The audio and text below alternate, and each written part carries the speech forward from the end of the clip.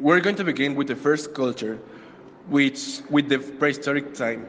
This time is divided in three eras, which is the Paleolithic, Mesolithic, and Neolithic. The art influences were in caves using paintings and also rocks and architecture. And then we're going to talk about the Egypt culture, which their most influenced art was the pyramids, mummifications, and other things that the pharaoh asked to the people. Egyptian sculptures also serve a similar purpose, creating sculpture only for important people. And the more important the personage represented, the more rigorously the conventions were observed.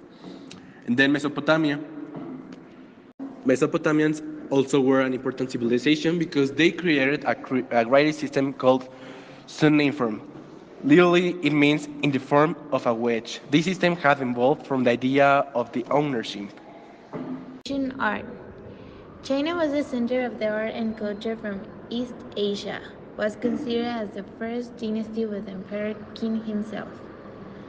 One of the first important work writing about Chinese painting was Six Canons of Painting by Xia Ho.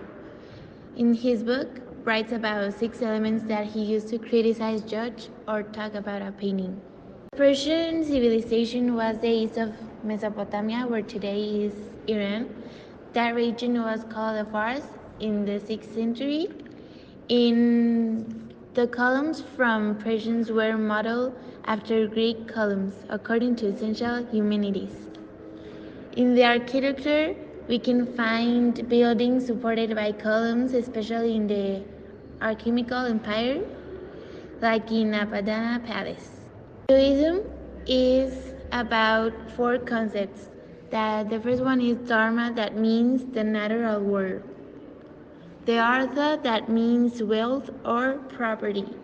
The Kama, that means the good of love in the Indian mythology. And Moksha, that means freedom.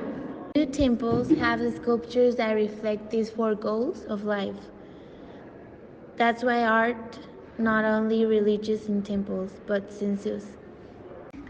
Asian culture has an enormous tradition full of art and culture.